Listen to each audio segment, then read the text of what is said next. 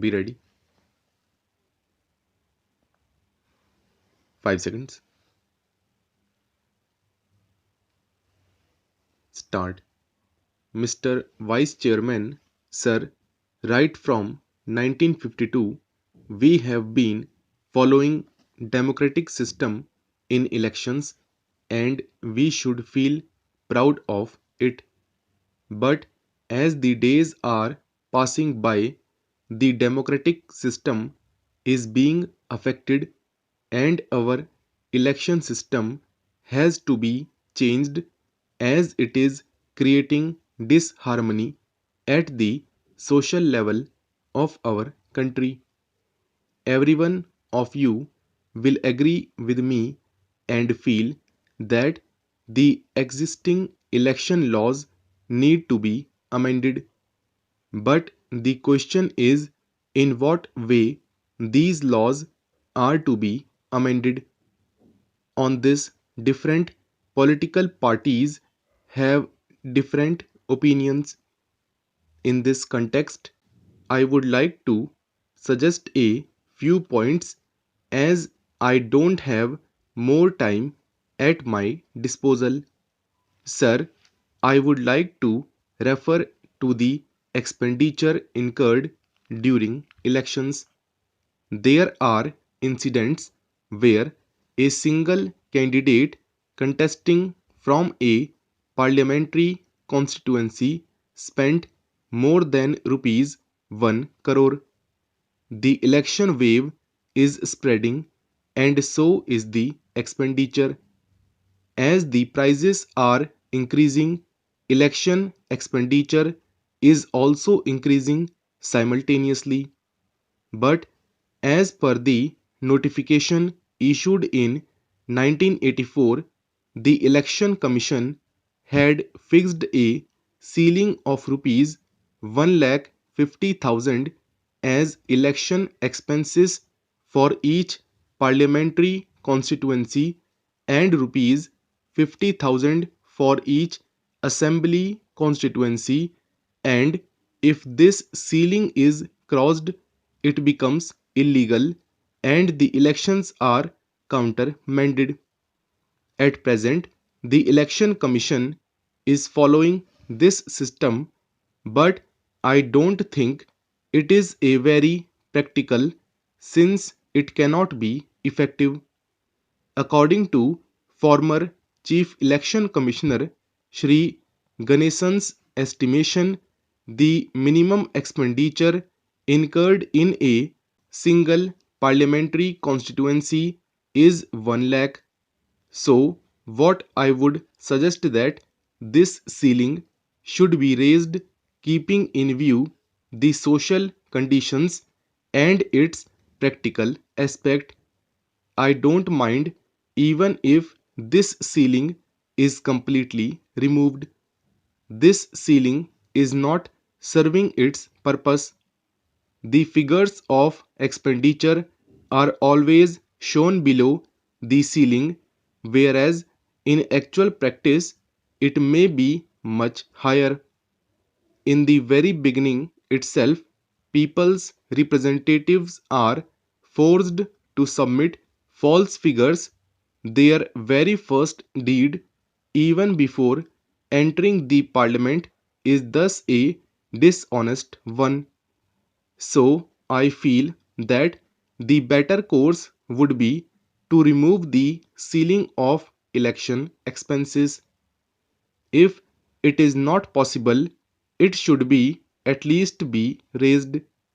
Sir, my second suggestion is that it is better if government itself bears the election expenditure. This suggestion has been accepted by many political parties. At the same time, this is also opposed by some people who say that it will not reduce the election expenditure and will be an additional burden on the government exchequer. In Europe, in some countries like Germany, France, and also in Japan, this state funding system has been successfully implemented, but in my opinion, instead of giving it in cash, it can be paid in kind. For example, in the form of voters' slips, election propaganda material, posters, or public address system for election meetings. This again should be made available only to the recognized political parties.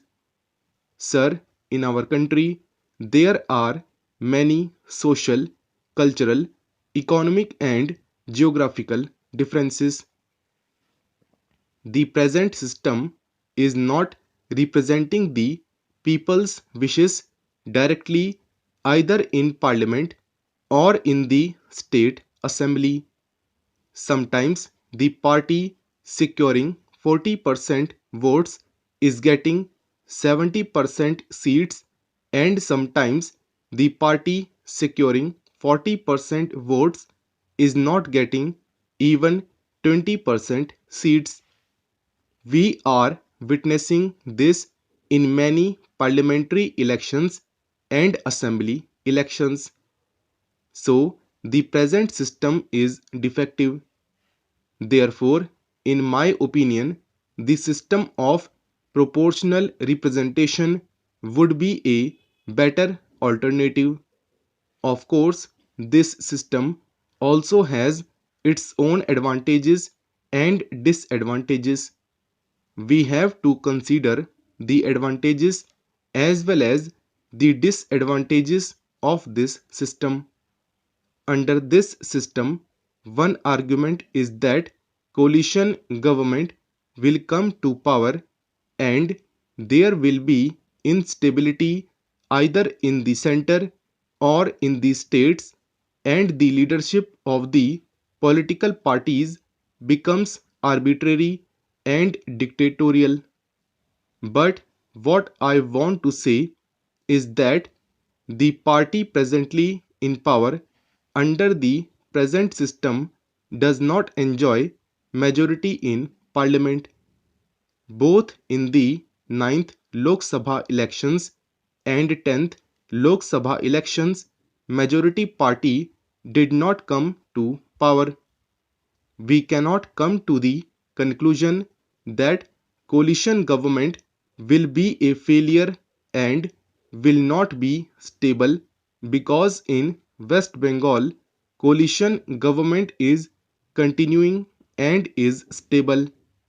So I think that proportional representation system would be suitable for the country. Sir, elections are being held throughout the year in one state or the other. My suggestion is that elections should be held only once in 5 years, either in the beginning of the year or in February or in March. For Lok Sabha, state assemblies, etc., should be held simultaneously, which would reduce the expenditure of government candidates and parties and prevent rigging and booth capturing also. Often it so happens that rigging and booth capturing takes place in the later part of the day, leading to clashes. In order to avoid this, identity cards should be issued now.